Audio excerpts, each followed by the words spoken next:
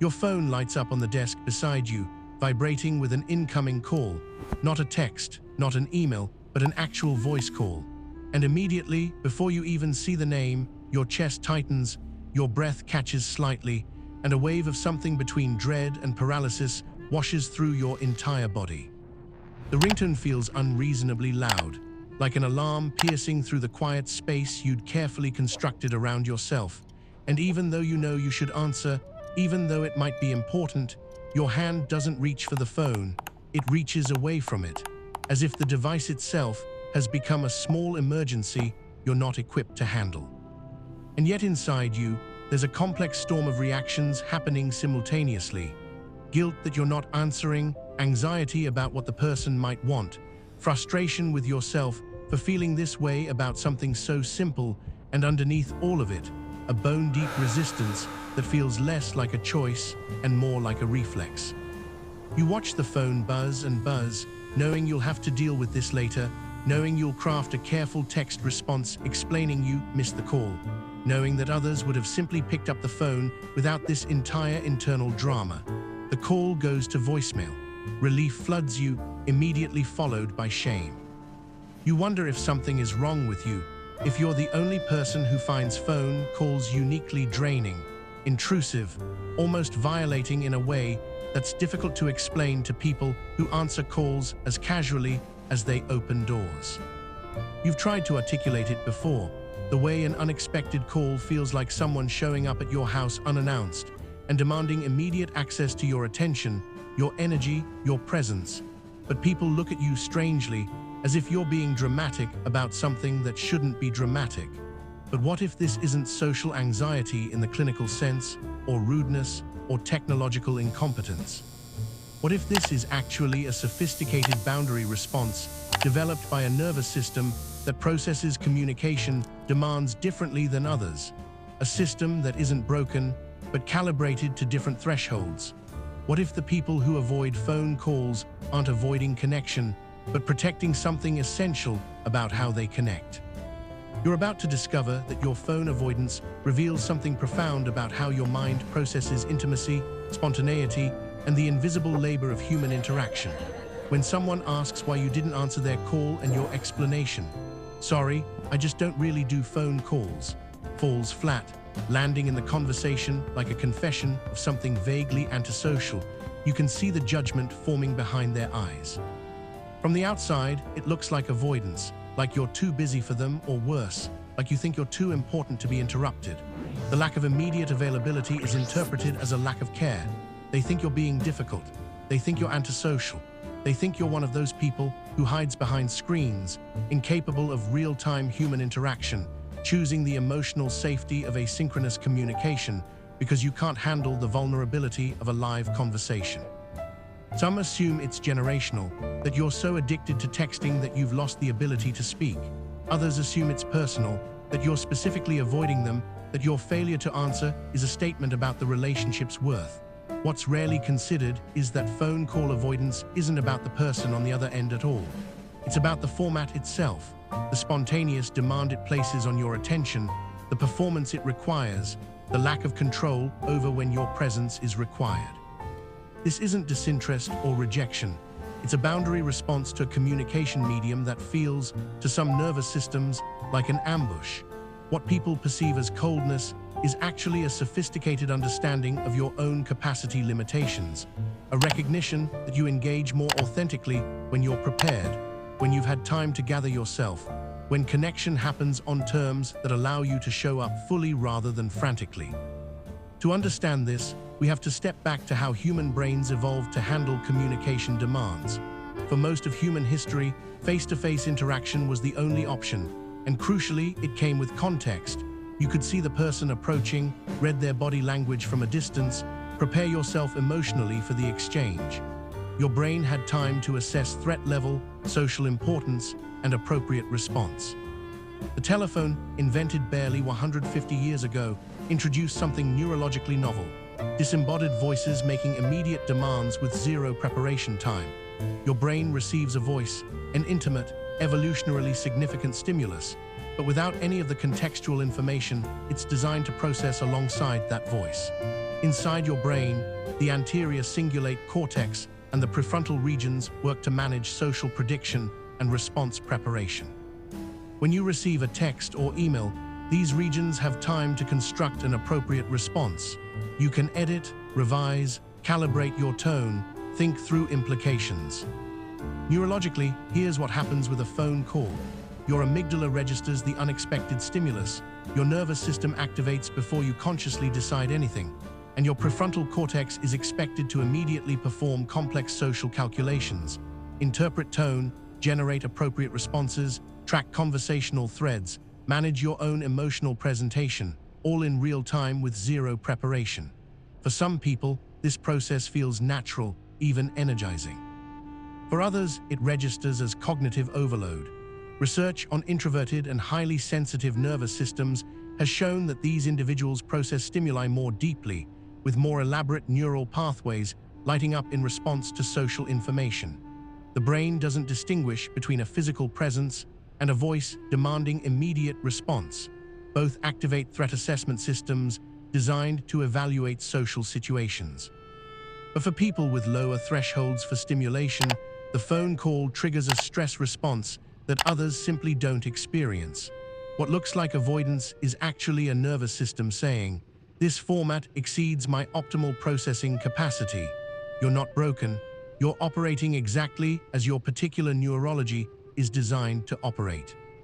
Long before most people learn that communication can be negotiated on your own terms, some children learn instead that their attention, their presence, their emotional energy is something others are entitled to demand without warning.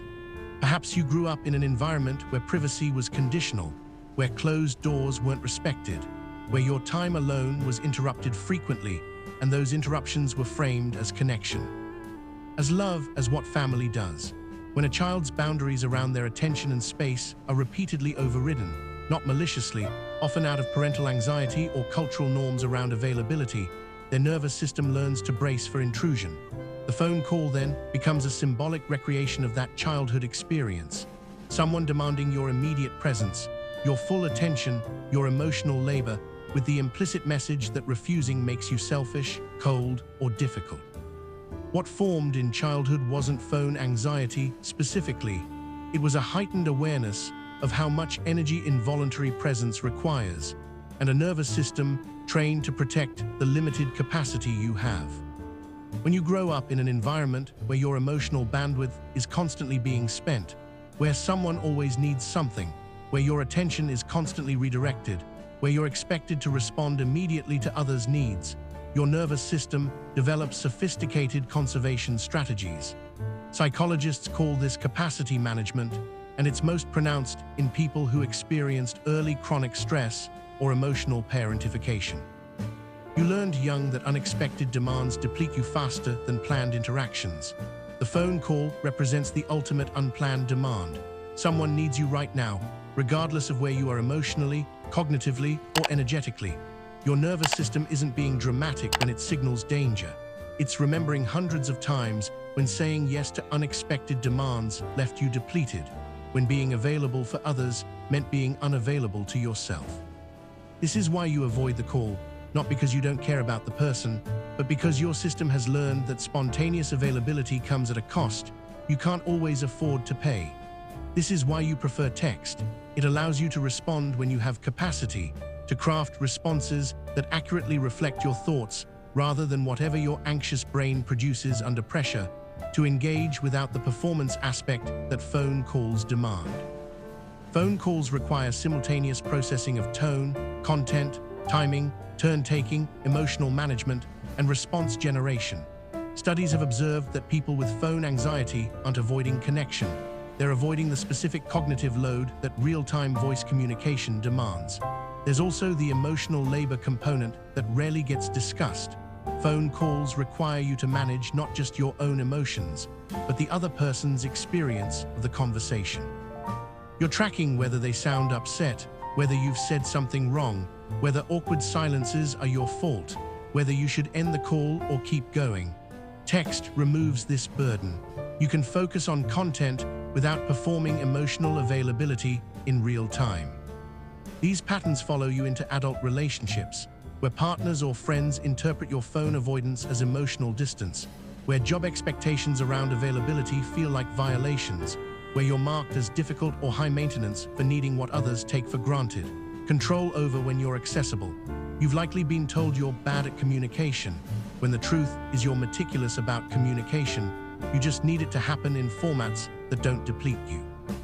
You've been told you need to just answer the phone, as if willpower could override a nervous system response that developed over decades. The identity you've built includes the quiet knowledge that you're different in this way, that what feels casual to others feels costly to you, and that gap creates a low-level shame you carry into every missed call, every voicemail you dread listening to, every time you have to explain why you don't do phone calls. Beneath the practical explanations you give people, "I'm bad at phone calls, I prefer texting, I must have missed it," there is a layer most people never admit to carrying: shame.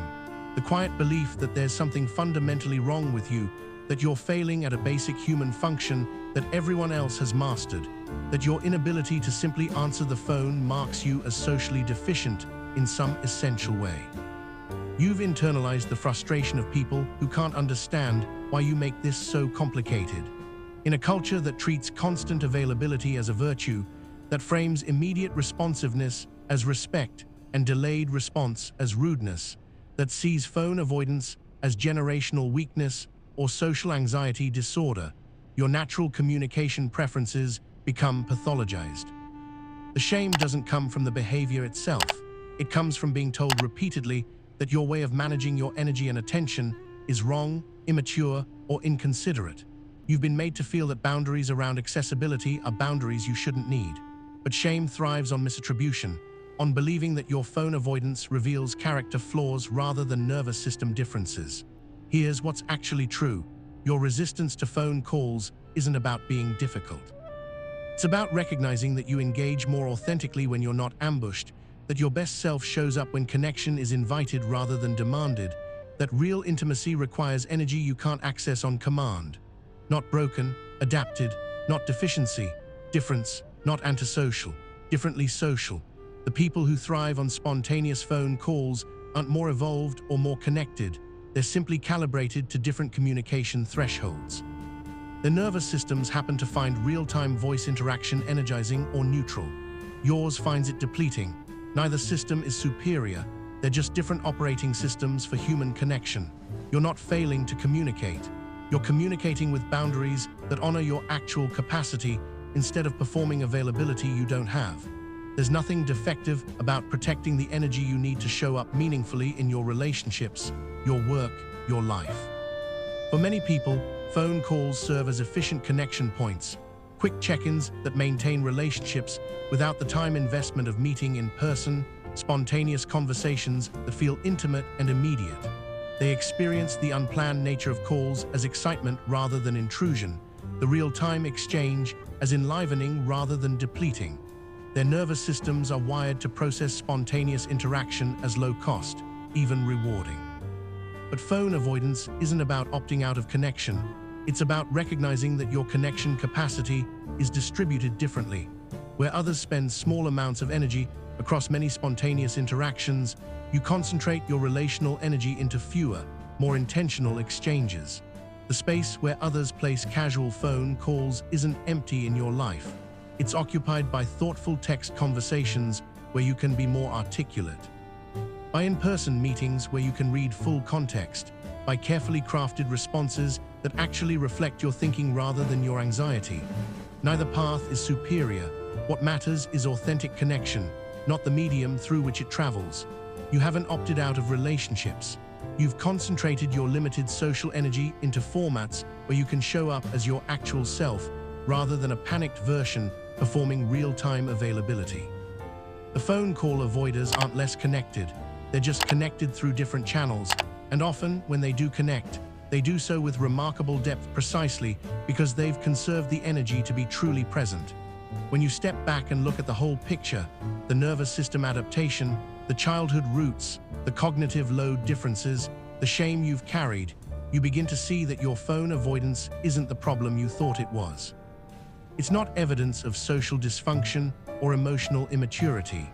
It's evidence that you've learned something crucial about yourself, that you have limits around spontaneous availability, that honoring those limits allows you to engage more authentically, that the cost of performing constant accessibility is higher for you than the social awkwardness of setting boundaries. People who avoid phone calls aren't communication averse. They're format-specific connectors who understand intuitively that how you communicate shapes what you can communicate. They're not hiding from intimacy, they're protecting the conditions under which real intimacy becomes possible for them. They're people whose nervous systems require preparation, whose authenticity needs space, whose depth emerges from reflection rather than real-time performance.